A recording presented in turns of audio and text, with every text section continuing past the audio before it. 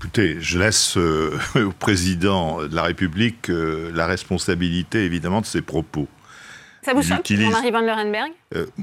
Moi, je n'aurais pas utilisé tout à fait ces mots-là, parce que ça peut être, comme vous le ressentez, mal interprété. Mais la réalité, elle est là.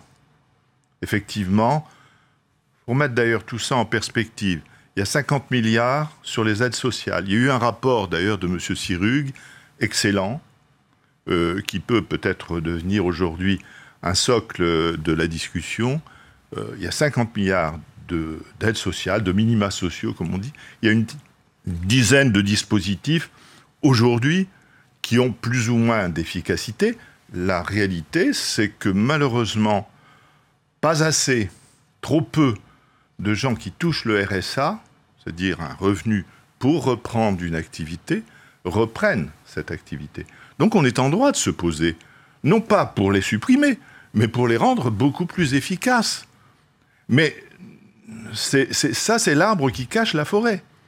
50 milliards sur 700 milliards de dépenses sociales. C'est ça la réalité aujourd'hui. 700 milliards, ce n'est pas rien. L'assurance maladie, c'est 200 milliards. Mais est-ce qu'il faut s'attendre la retraite, c'est une 300 milliards. de ces aides sociales, comme l'avait annoncé Bruno Le Maire moi, je pense que Bruno Le Maire, M. Darmanin, excusez-moi, ils ont focalisé le discours sur des choses qui ne sont pas, aujourd'hui, je dirais, la totalité du projet social français. C'est ça la réalité.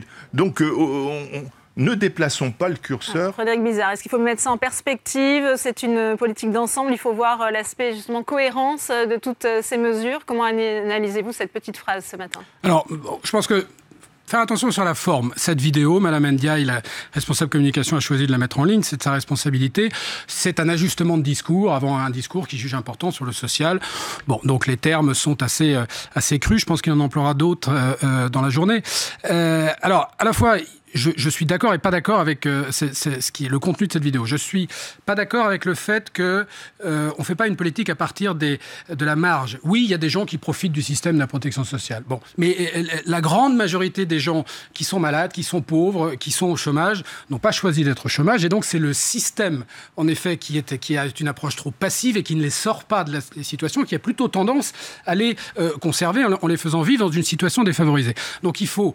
Là où je suis d'accord, c'est qu'il faut repenser notre modèle, comme le disait le sénateur, pour rendre ces dépenses plus efficaces. Pour baisser les dépenses sociales, la meilleure stratégie, c'est de baisser la demande sociale. C'est-à-dire que les gens qui sont au chômage ne le soient plus, les gens qui sont dans la pauvreté ne le soient plus. Donc il faut un système d'accompagnement qui fasse ça. Donc là, je suis d'accord, mais il vaut mieux parler de ça. Parle de responsabiliser les plus pauvres d'entre nous. Dernier point, j'entends prévenir, responsabiliser. On va peut-être parler du reste à charge zéro, où ça, c'est une politique qui va totalement à l'encontre d'une responsabilisation et d'une prévention. Donc vous voyez, quand on rentre un petit peu dans le détail des mesures, on en parlera peut-être, il y a un manque de cohérence.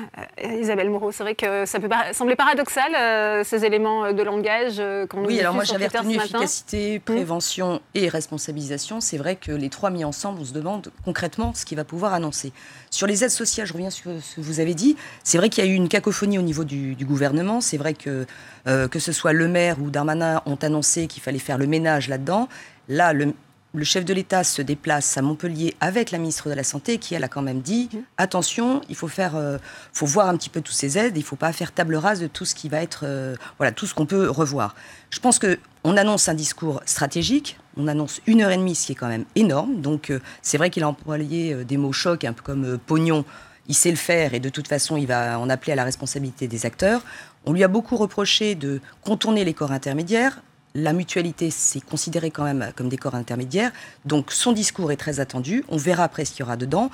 Le reste à charge, ce n'est pas une grande surprise. Je pense qu'il va être confirmé et c'était une promesse de campagne. Sur les autres sujets, on verra. Comme vous le disiez, ou dans votre reportage, l'hôpital s'est annoncé pour le mois de juillet, la pauvreté aussi. Jean-Louis Ben.